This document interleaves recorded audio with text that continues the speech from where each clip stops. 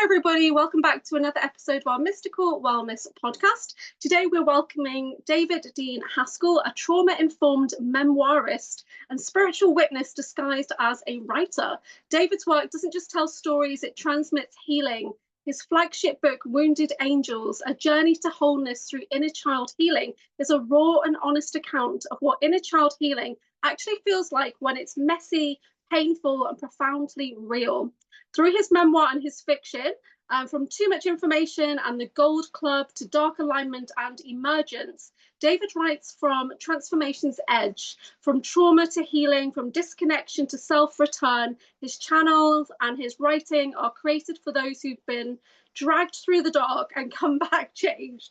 Not better, not fixed, but ready. So this is going to be quite an honest, emotional, courageous conversation today. Welcome, David. How are you? Wow, I've never heard someone else be putting my writing in the air there. It's like sounded really cool. It's like, oh wow, I want to hear Yeah, what it he does has to sound say. pretty cool. Yeah. Yeah, yeah, So cool. would I'm you, doing great. I'm doing great. Yeah. yeah, and you're live from Thailand right now, and the other day you were in Bali, and you've been all over Asia, so that's amazing. Actually, yeah, it's been a really crazy month. Mm. Some unexpected things happened in Bali, and I ended up going to other parts of Indonesia for a week. I ended up going to Bandung, Indonesia, which I'd never heard of. I'm sure you haven't either.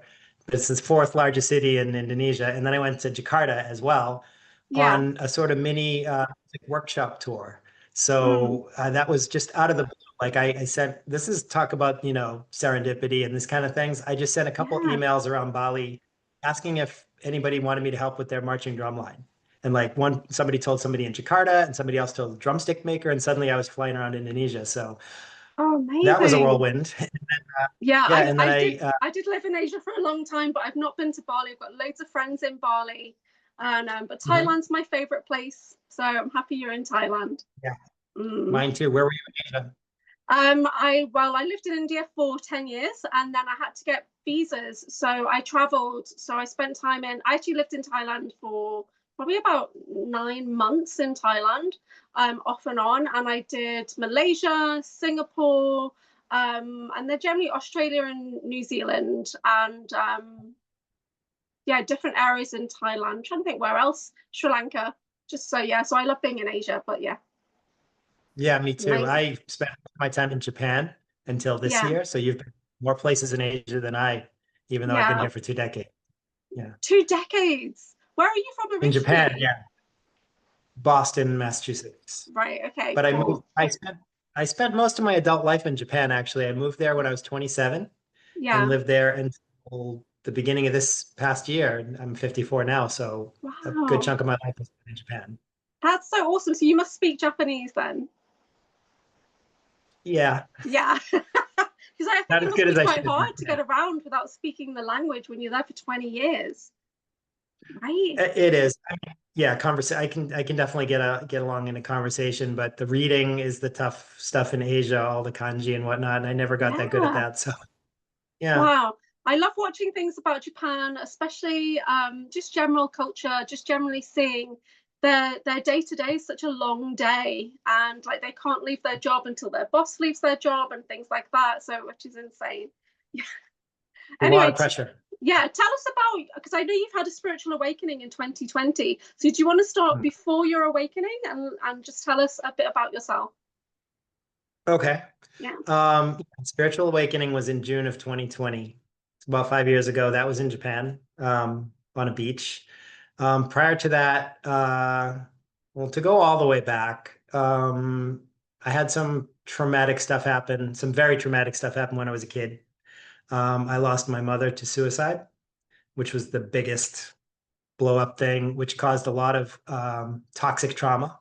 Sorry, toxic shame, which I didn't know what it was back then, but decades later when I start doing the healing work, oh, that makes a lot of sense. And there was back and forths with living in different places, having caregivers that, weren't that mindful.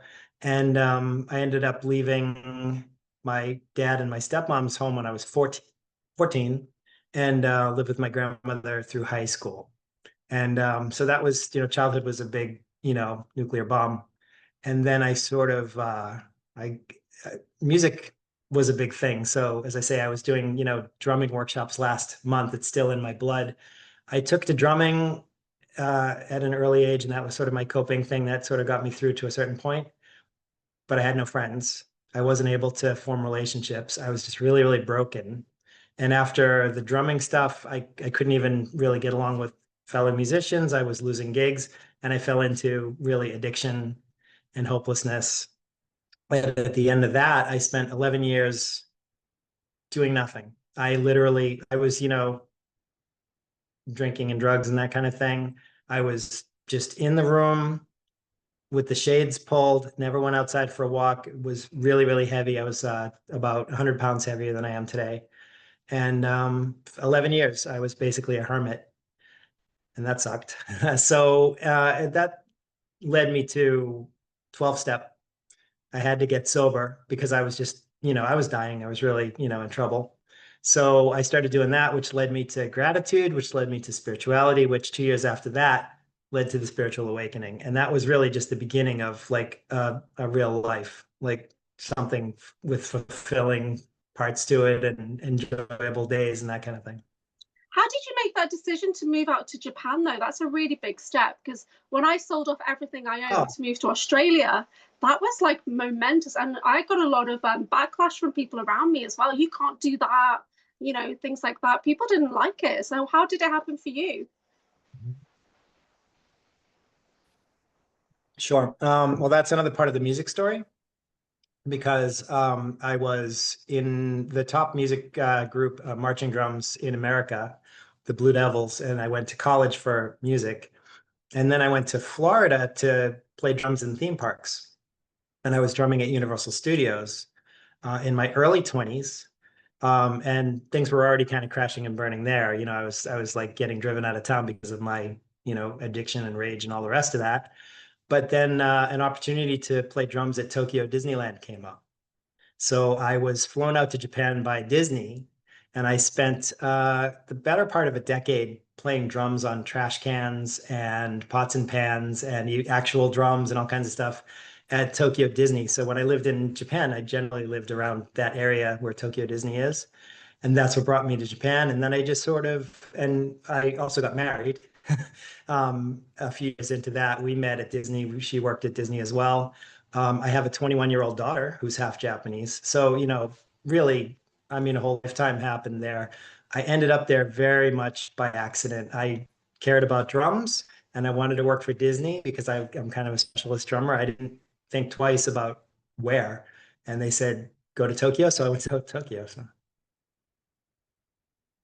That's so cool. I've never heard anybody say that Disney just flew them across the world. You're on That's mute. amazing.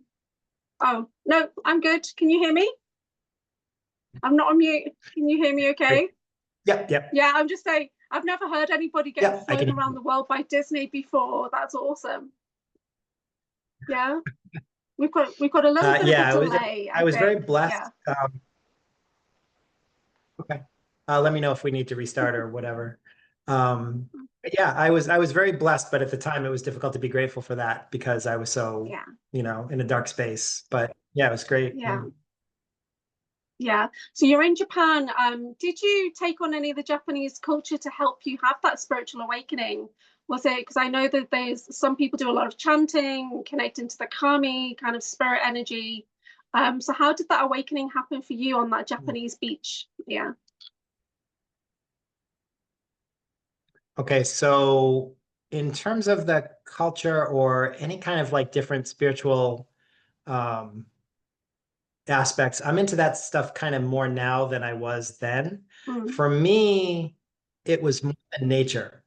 And Japan had, they have these really beautifully manicured parks with really cool birds and cool nature and really nice beaches. mm, And for me, that was where I got the spirituality. But also, I was spending time with spiritual minded and mindful people, not Japanese people, but Westerners for the most part.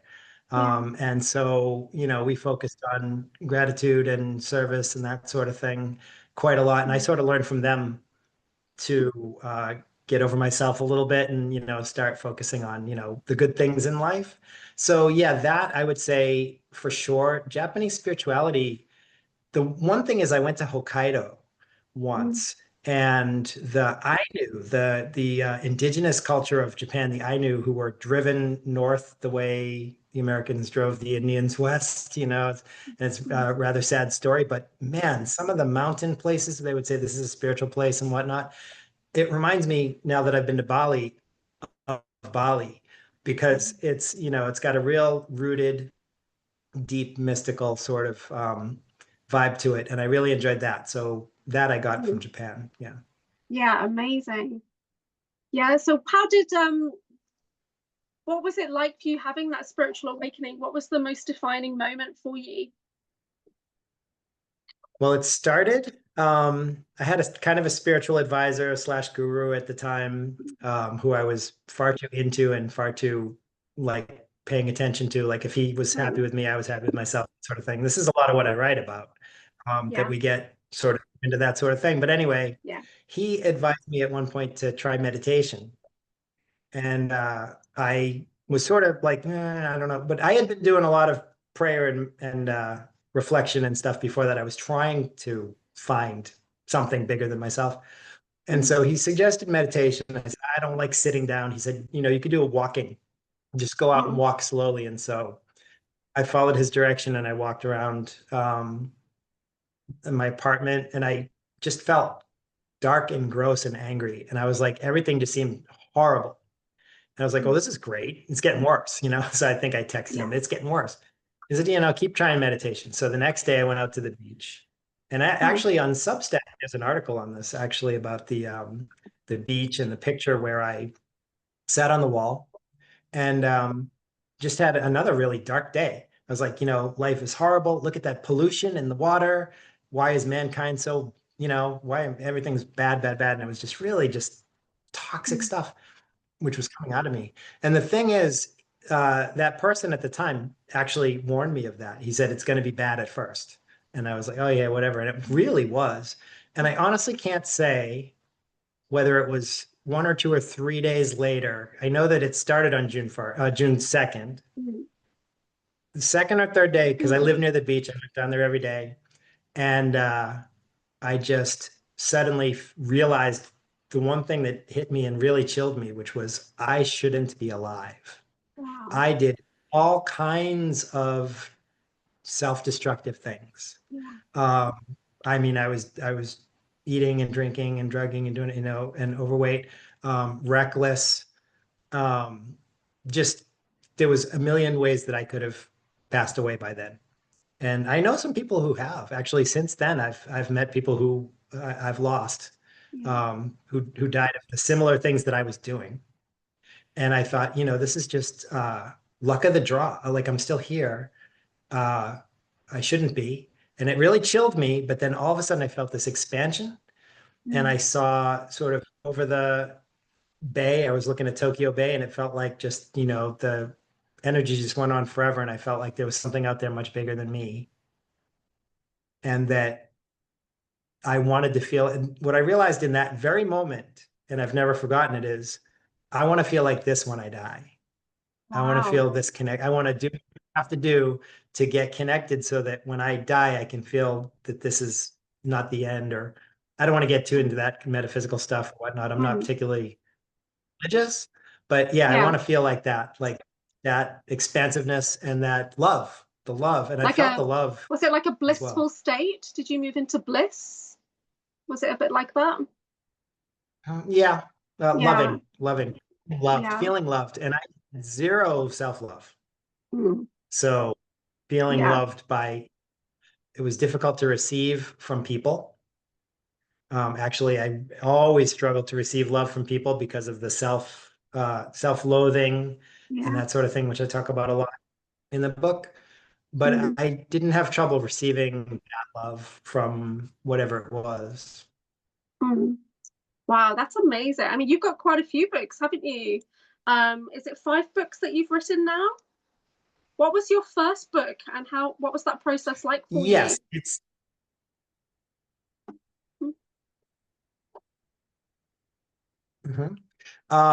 It's okay. So we do have a little bit of a delay, so I'll just definitely try to work with it. So there's two phases to my career, really. The first four books I wrote are fiction, science fiction and suspense. The last one was published in 2019, so around the time just before the spiritual awakening. And I still write fiction. And anyway, around that time, because so much was going on emotionally and spiritually, growth wise, I had a 5-year writer's block. I was trying to write the whole time and I couldn't. I could do journaling, I could do stream of conscious, but nothing worthwhile. And that was really killing me. I was like, should I quit? Should I, what's going on? Am I just, but I did keep trying to sort of persevere with the writing. And so those first four books are still published on Amazon. Those are I'm proud of them, and they're my first four books. But then around New Year's 2024, so last year, at the beginning of the year, the writer's block suddenly lifted. And I think last year I wrote probably more than 1 million words.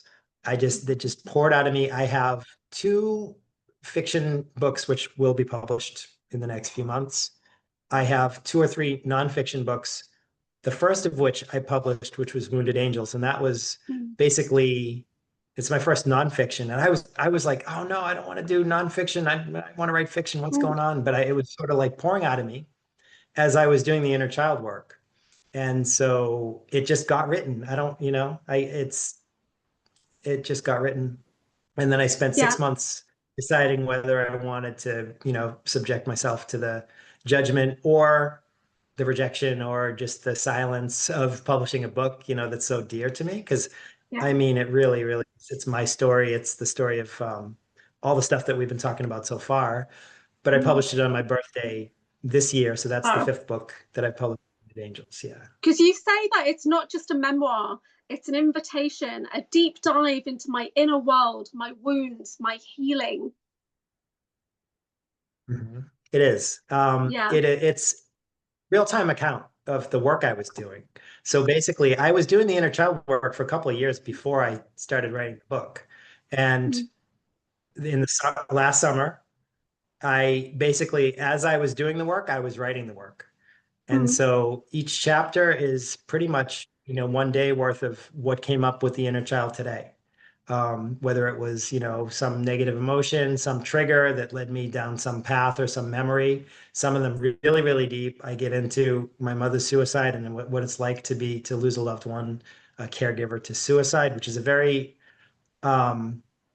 rare kind of grief and a rare kind of shame for a kid. And I've only talked to one other person who lost a parent to suicide, and we clicked like so immediately. It was just kind of amazing. It's not to say I'm special or anything like that, but there's different kinds of impact when you hit drama, and that kind of an impact is just like I remember sitting there in the classroom, and this is a whole chapter in my book. In age 9, when I found out how she had died, I was in the classroom feeling waves of grief and trauma. Sorry, not grief, not trauma. I'm confused. Shame is the word that I was shooting for. Maybe my inner child doesn't want me to say it to someone else, right? Shame. Toxic shame, unearned shame. It had nothing to do with me. It was like there's something inherently bad about me, wrong with me. That's why the other kids don't like me. That's why I can't make friends. And what will I do? What will they think of me?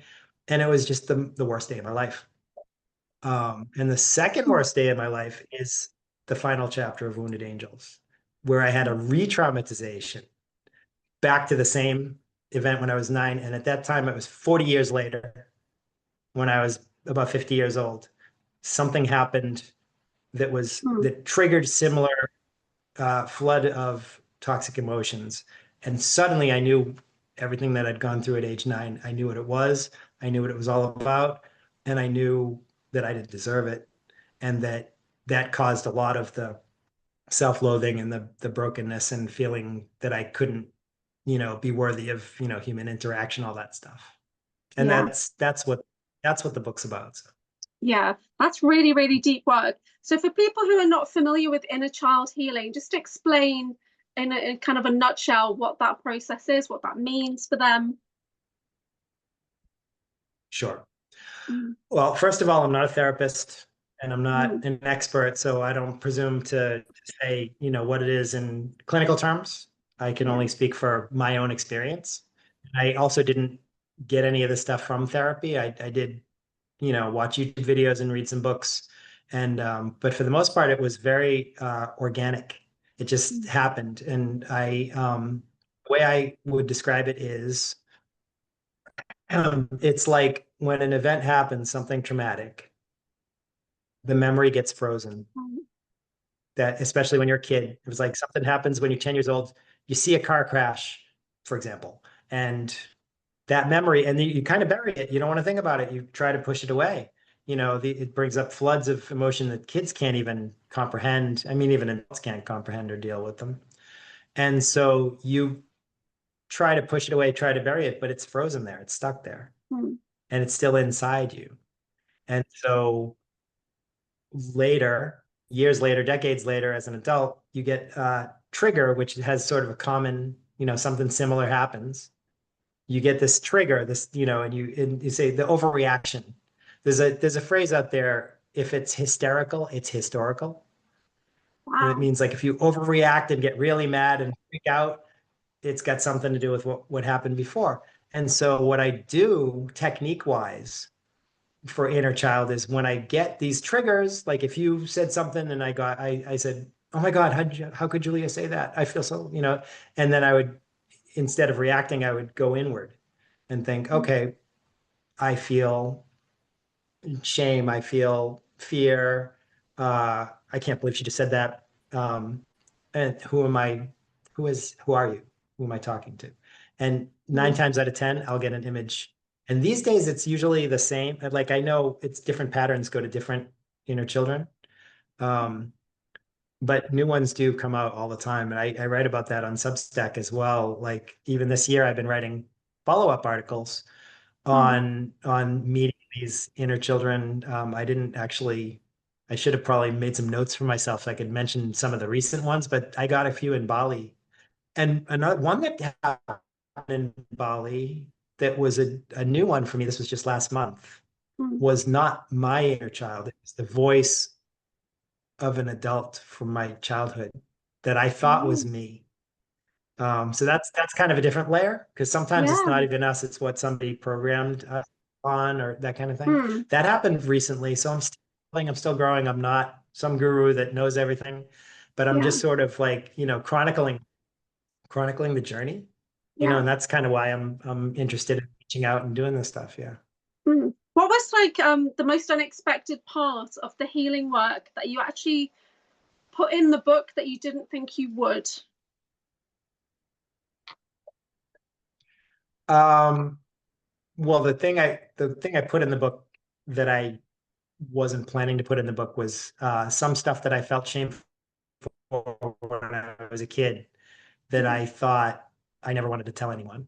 And Mm. for a while, it wasn't in the book. And this involved another inner child. I really want to say inner children, but Mm. I was advised people don't Yeah. know what inner children means. They know inner child, just Yeah. inner child.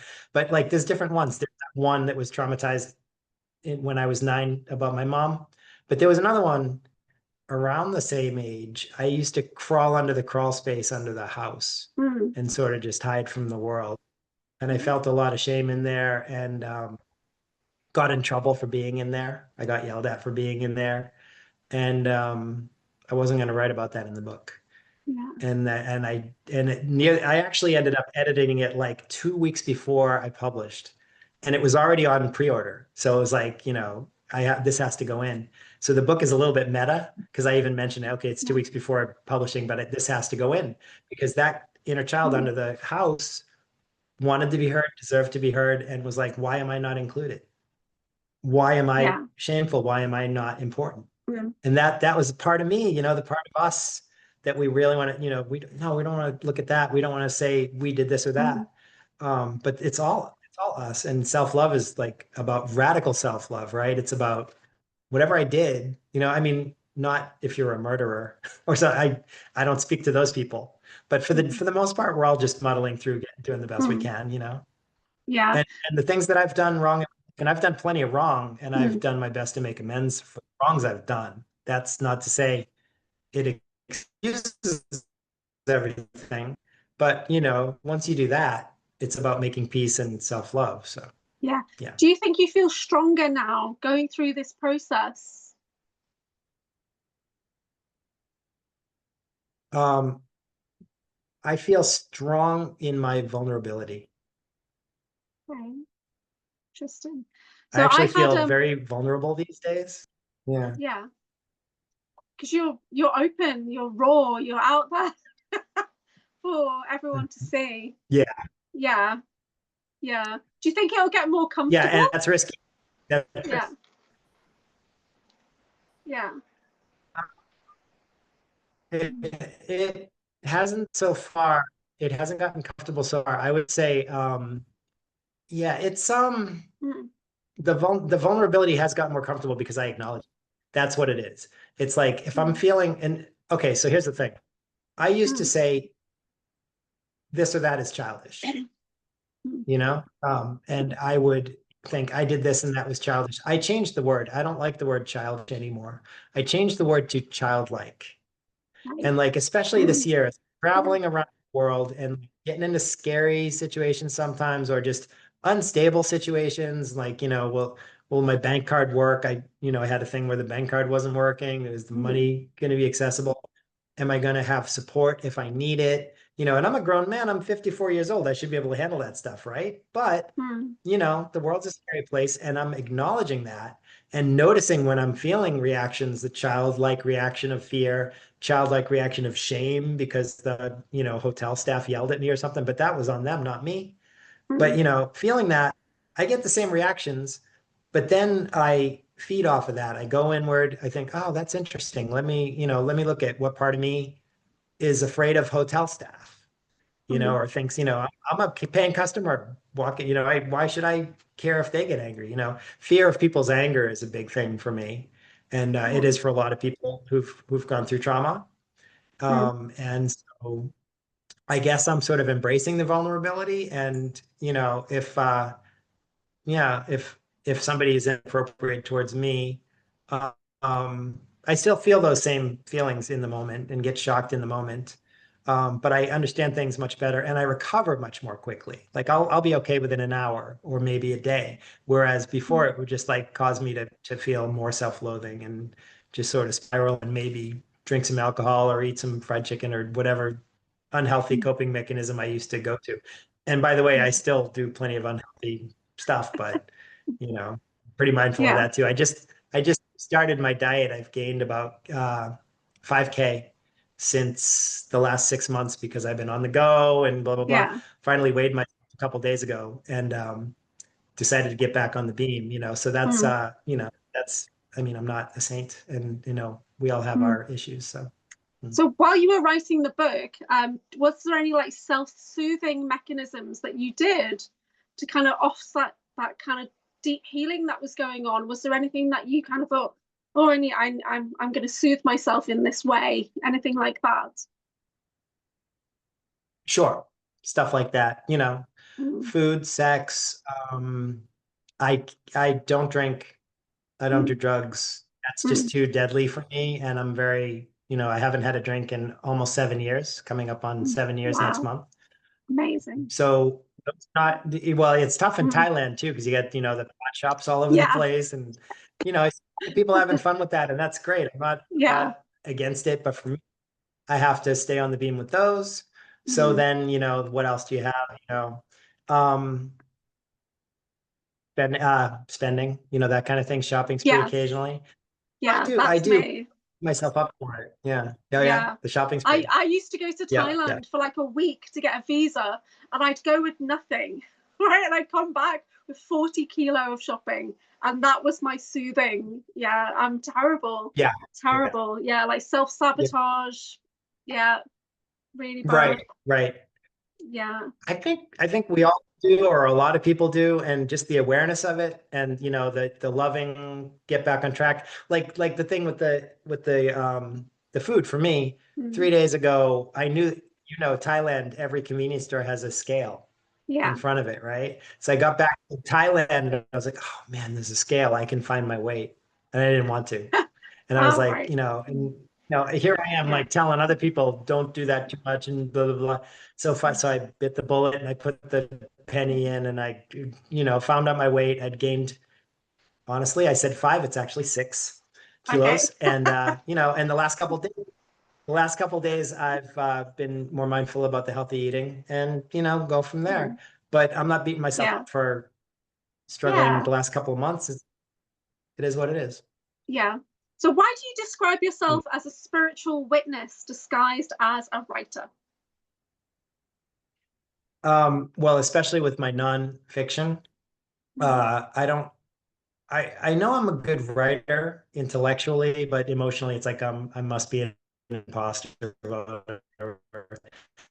But when it comes to the nonfiction, I feel like I'm really just trying to convey what's worked for me to be Mhm. helpful for other people, and also, of course, it's sort of a chronicle. Um, Mhm. but if you say writer, it sounds like more like I wanted to talk about inner child, and here are the 10 people that I've talked to about it, and this is why I'm an expert on it. That's not it. It's I'm witnessing my spiritual experience with people and connecting like we are today. And Mhm. so that's why I say that. Yeah. With I am definitely a writer when it comes to the fiction. So we're more, talking about the nonfiction. But Yeah. yeah. It's quite funny because last week I did quite a public podcast with some inner child healing on it on a friend's channel on Psionic League. And then within like 6 days, you contacted me. So I think if I hadn't have done that podcast, we probably wouldn't have hooked up to do this session. So Oh. it's kind of like I must have progressed to that point because I was doing Mhm. some healing of like fractured inner child. Yeah, so there's lots of that in my childhood where I'd literally fractured off. And we started to integrate that on just to like a healing session. But I think if I hadn't have done that, we wouldn't have met because I don't think I would have been ready to do this session because this is quite tricky actually sitting here with you. It's amazing. But I'm sitting here thinking, wow, I'm doing this right Yeah. now. And it's making me think about a session I had 2 years ago when somebody described my inner child as one was on a magic carpet and there was another version of me sitting in the closet, like shaking. And so yeah, I've got at least two, possibly more fractals of my inner child. So that's quite deep. Yeah, it's a really deep process. How long did Yeah. it take you to write the That's book? Yeah. That's that's my experience as well with that. There's different ones in there. Mm. Um, I like the flying carpet though. I haven't gotten in touch with the joyful ones that much. I, Okay. I I would like to, and they come up now and then, but usually it's more like addressing some sort of a, you know. But how long did Yeah. it take me to write the book? It happened really quickly. I Mm. wrote it, and there's barely any editing.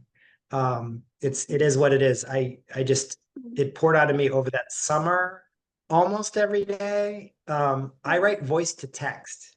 So the way that I Nice. write, I feel it gets me a much natural voice as I write voice to text. So I just Mm. spoke it as, basically as I was doing the work, or a few minutes Yeah. after, definitely while it was still fresh. And I would say it took about Mm. probably 2 months all Yeah. told. That that's pretty rapid. Yeah, that's amazing. So Yeah. you I mean, mentioned, I wasn't, sorry, I should add, I wasn't doing it like all day or anything. It was like I yeah. usually do this stuff in the morning and Right. I would write for like 20 minutes. So it was basically just a chapter and Oh then wow. then a Okay. couple days later and yeah, like that. Like that Oh, is that's that's not how amazing.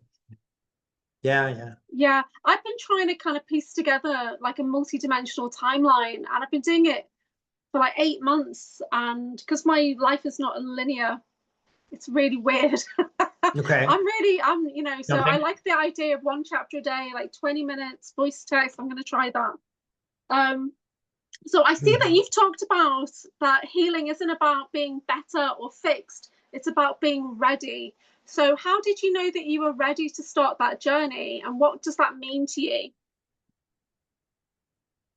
Well, being ready to start the healing journey is when things get too painful, Right. pure and simple. It's like some can really be, and some people never get there, some people die. That's the Mm-hmm. truth. I mean, that's the truth of addiction, and that's the truth of like spiritual bankruptcy, if you Mm-hmm. want to put it that way. And I'm not judging. I've seen people die, and it breaks my heart, and I easily could have died. I didn't somehow. I really can't say how. Just luck. But it finally got too painful. It just finally got to a point where Mm, it's really like you, to go back to the food, people talk about this where like, okay, you can suffer mm, by going to the gym every day, or you can suffer by gaining a lot of weight and then you get the complications and you're out of breath all the time. Both of them are painful. It's really kind of like pick your poison. And but when it comes to, spiritual unfitness or spiritual fitness, mm. for lack of a better word, it's like you can't just decide to do it. It's like it happens to you. You don't, things get Yeah. too painful and then you go, I give up. I'm done. I can't do anything more. What do I Mm, do? And that's when you're ready. Um, and I was just in too much pain. And so I had to surrender, the surrendering thing. People in spiritual circles talk yeah. about that a lot. The inner child though, okay, so I'm in two different 12-step groups. The second one is Codependence Anonymous. Mm, So for the first few years of not drinking, I was basically addiction hopping over to codependency and finding, gods in people and sort of doing all these like commander subordinate um, compliant control patterns. I was the compliant one. And I was yeah. just kind of going along and, if they're cool and they approve of me, that means I'm cool, that kind of thing. And Yeah. the codependency was killing. The codependency was making me so miserable. I couldn't stand it. And I was like, I got closer to suicide then than I did when Mm, I was spiraling with drugs and alcohol. mm, And I just couldn't stand the pain. I got to a point where I couldn't stand the pain. And that's when the second re-traumatization happened, mm, right at the bottom of my codependency. Um, and then I was, well, yeah, I wasn't really doing the inner child work then, but that's around that time it started because the Codependence Anonymous literature talks about inner child. So I mm, was reading those books and I was doing whatever they were suggesting. And part of that is inner child. It's not all of it. I don't consider myself, inner child and nothing else. I do all kinds of different, whatever seems to work. mm, I'm open to whatever people, suggest, I'll try stuff out. yeah. Um, but yeah, that started, so the inner child work started around after the spiritual awakening. So it was Yeah. around 2 years later, or no, Yeah. a year and a half later. So even in the spiritual awakening, I was still struggling Mm, with codependency and relying on others for my own self-worth. yeah. Was it more about opening that dialogue with the inner child, or was it visualization? What worked for you? The visualization gets the ball rolling because like when I'm able to picture who it is, then I remember the situation and I remember how I felt and I remember what happened to trigger it. But and I'm very kind of organic about it, and I don't have any hard or fast rules. I've sort of recently started doing the loving reparenting thing, which they talk Mm, about in IFS, which I wasn't doing for a long time. It was more just listening. But yeah. listening to the inner child, my inner children have tons of wisdom. They know, they know things I don't know. They do need to be parented though too, so it's a bit of a complex thing. But I would say, yeah, the end. Just what do you need? How can I help you? I Mm, see you. That's not fair. yeah. That wasn't right. Let me take you away from there, and all those kinds of things. Yeah. Yeah. So I have But- memory blocks from childhood. Sorry, go on. Okay. Yeah. So No, I've got tell me about the memory. yeah, I've got memory blocks from childhood. So that's kind of what I'm trying to revisit what happened there. So did you find that Oh, you had memory blocks in place or screen memories where you thought something happened, but really it was something else? wow. I don't know if I have any false memories. I might, but I definitely have periods that were blacked out. Yeah. Like there's definitely like I was repressing. I don't have any memory of my mother, for example. Mm, And even that family, basically when I was 4 is when she died, and my whole maternal side of the family disintegrated. My right. grandparents divorced, my grandfather disappeared, my stepfather disappeared, my aunt and two playmate cousins disappeared. So I lost a lot more than just my mother, you know? Mm. And so I think I blocked a lot out around that time because I don't have a lot of clear memories just after that. Yeah. And then it started sort of coming clear. But the triggers do lead me to specific memories, and so I sort of go from there. There's a lot I can't remember as well, and so it's sometimes I'm like, well, tell me more. Like, what happened?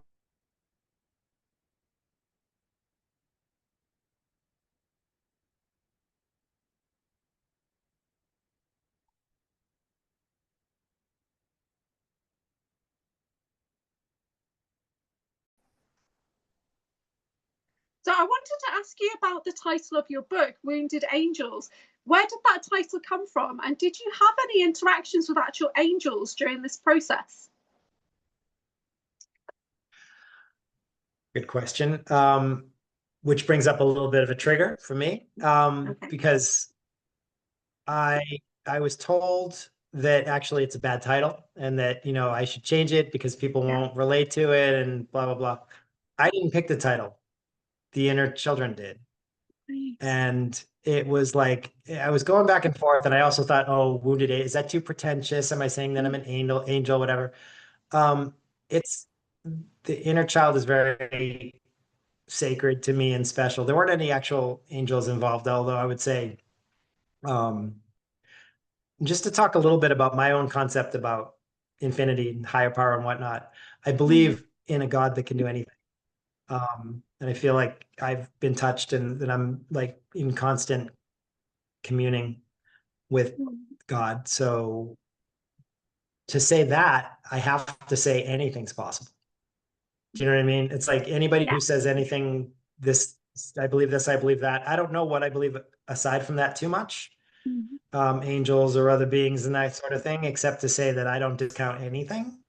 Because Mm. if you believe in, this creator of the universe that is something you can connect with, how can you not believe anything? Or at least Yeah. accept the fact that anything's possible. That's what I think I would say Mm. is anything's possible. Yeah. But no, not any particular angels or the spiritual influence on the inner child work is there. And so, yeah, I kind of feel like those inner children are angelic. Uh-oh. Mm. Yeah. Amazing. I want to ask you. You froze again. Yeah. I want. I froze again. No, no, you're good. You're good. I wanted to ask a little bit about your other books because there's a Oh, lot of dystopian future and artificial intelligence, and so where did that information come from for you? um, I think when it comes to my fiction, I really didn't like the idea of splitting the stuff. I'm taking advice, like it's going to be different audiences, whatnot. I really feel like it's all coming from kind of the same place because the fiction is more like optimistic future stuff. It's like, let's all heal and then here's what's possible. Hmm. And my upcoming books are a lot more involved and they also came after my writer's block. So they're going to be better writing. Hmm. But one of them is about human and AI creative, like how do we create with the Hmm. AI and stay human and stay separated at the same time and these things in the near future. Um, Another one is a Fountain of Youth story, which is Oh basically a wow. scientist is desperate to become younger, but he doesn't know why because his triggers. Yeah, because he was triggered when he was traumatized when he was a kid. Hmm. So I would say, yeah, my fiction is all based on sort of like that optimistic, Hmm. um, maybe we all can be okay, that kind of thing. Because I feel like everything's gotten so dystopian, reality and fiction. It's so Hmm. dark. Like even, you Yeah. connect. I think I still have that sort of maybe naive, optimistic view of the future. So yeah, I Yeah. wouldn't say it's dystopian, but it has dystopian elements, but yeah. Tell us a bit about the book, Too Much Information. Oh, okay. That sounds Hmm. like one that you would like. Yeah. And that's my first book. So I wrote it way back Hmm. in 2009, Hmm. I think. And Yeah, that was all about, I mean, that was before even the heavy airport security even came around, and half the things that are happening nowadays. I Yeah, think I was kind of ahead of my time with that book and with yeah, Emergence, the AI book, because I mean, what's going on now is even a lot more involved. But yeah. yeah, too much is all about that. It's about the information overreach, government freedom, and the cost of of the constant surveillance state. And I'm experiencing that here in Southeast Asia a lot too, because like Mm, I don't know what rights I have in which country. It's pretty yeah. wild the way that goes down. And it's so interesting too. I just saw a YouTube video yesterday, and it was a woman who was angry because they charged her for luggage, and she was about to miss her flight and whatnot. She got mad and she said, "If you don't get me in anger, right?"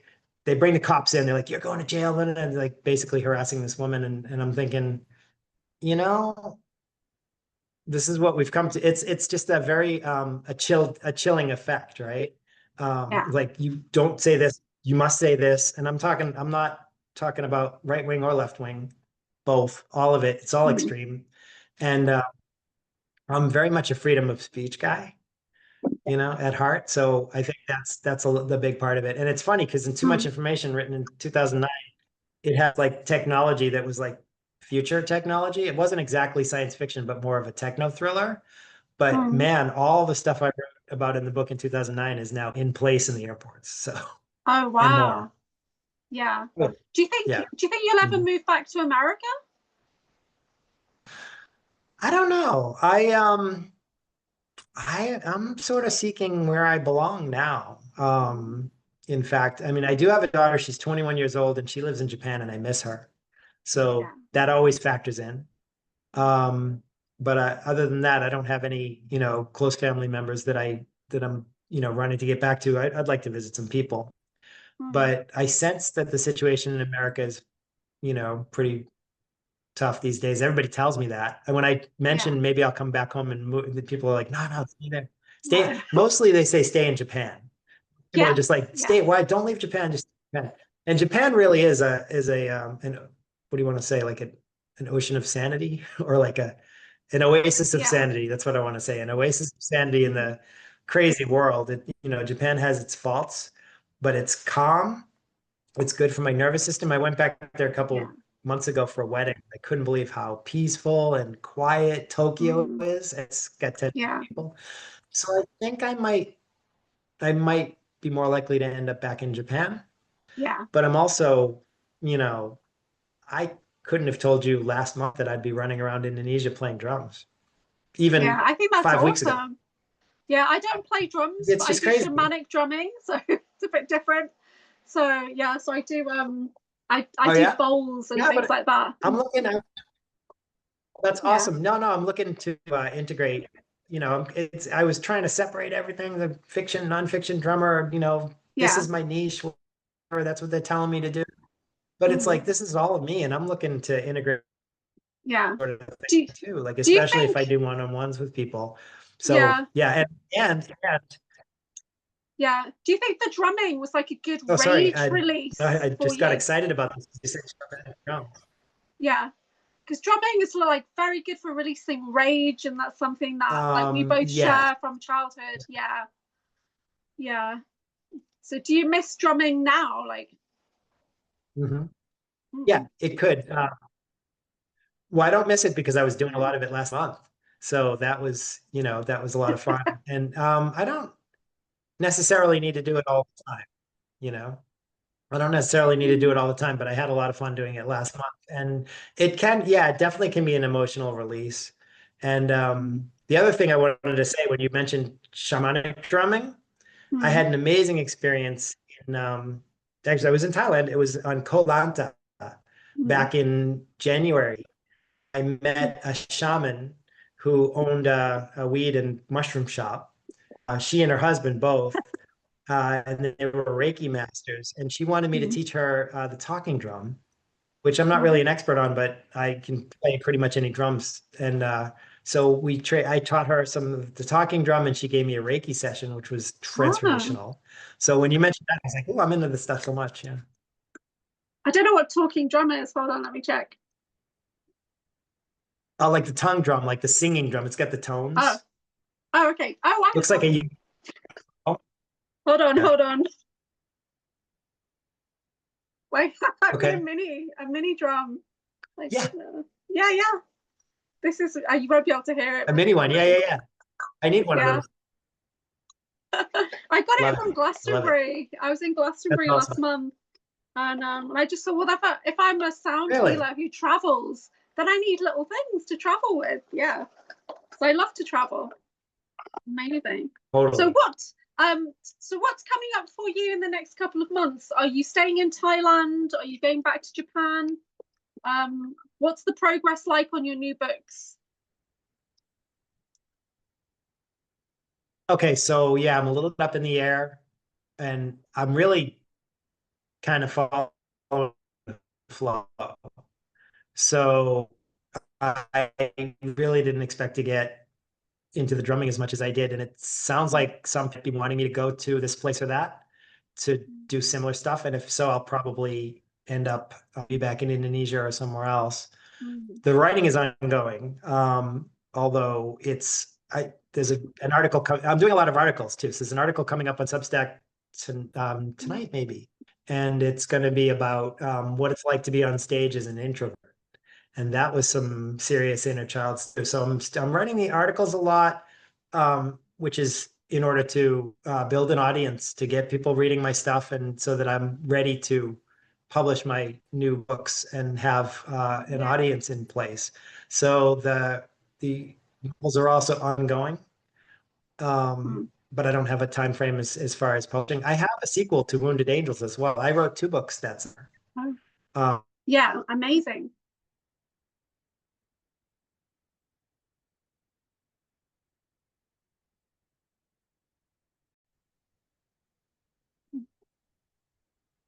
So was there anything else that you'd like to share before we wrap things up? Just to say, I'm really grateful for this. I had really been balking on the idea of doing face-to-face podcasts and that sort of thing, even though I knew that was sort of the next level of getting the word out and getting people to know me. And so I knew back when I was in Vietnam in like April, May, I was like, I got to get myself on some podcasts, but I didn't until a couple of weeks ago. And it was great. And I was like, okay, what was I waiting for? But that was inner child work too. So I'm just really grateful. And the fact did an inner child thing, and the synchronicity of that is pretty amazing too. So, Yes. I want to talk about gratitude a little bit and just say that, it's really awesome to be doing this and to be connecting with people that get it. And, clearly, Julia, you get it. And so, it's fun to have a conversation with you, and I appreciate that. And I didn't know if you had anything you wanted to talk about. You brought up a few of your favorite things over the course of the. Yeah, I'm quite public with my, I call it my full disclosure diary of healing, as I'm trying to integrate on my galactic journey. So I'm quite public with this kind of thing, putting everything out there, very raw. And recently I started my diary recently because I acknowledged that I had a trauma twin from these government programs or whatever that I'm delving into. And just acknowledging that there might have been somebody there that went through the same things as me as a child opened up a big wound ready to be healed. And I asked my heart to show me, and I got images coming through, and it was really raw for a while. So I've started publicly documenting the process of being like a multidimensional person, and how that heals, how we get our memories back and things like that. So this has been really healing for me today. So thank you so much. And I definitely want to connect in with you again and talk about the second book, for the inner child healing for sure, and possibly some other things that we've talked about. Yeah, so Sounds like we've got a lot to talk about. Connect with you. We have, yeah. Let everyone know how they can connect with you. Yeah. Right. I'm pretty easy to find on Amazon. I go by my full name these days, David Deane Haskell. And as far as online, I do most of the writing on Substack. And that's the Substack is called the Inner Child Journal, which is for my nonfiction, and I also have a Substack for the fiction, which is David Deane Haskell Stories. Right. So if you want to get a taste of what my writing is, you can get tons of it by just popping in a Substack. And that's pretty much the best way to find me. Yeah. Yeah, that's amazing. So I'll link this into the video, and also on your Substack you can put an audio podcast on there. So I'll send you the audio and the video version if you wanted to put them directly into your Substack, because that's how I do my audio. Yeah, I link my Substack to Spotify and to Apple Podcast. Awesome. And that's, so I use Substack as the base for my podcast audio feed. Yeah, well, this has been brilliant. Thank you so much for joining me today. I really appreciate it. Thank you, Julia. It's great. Thanks.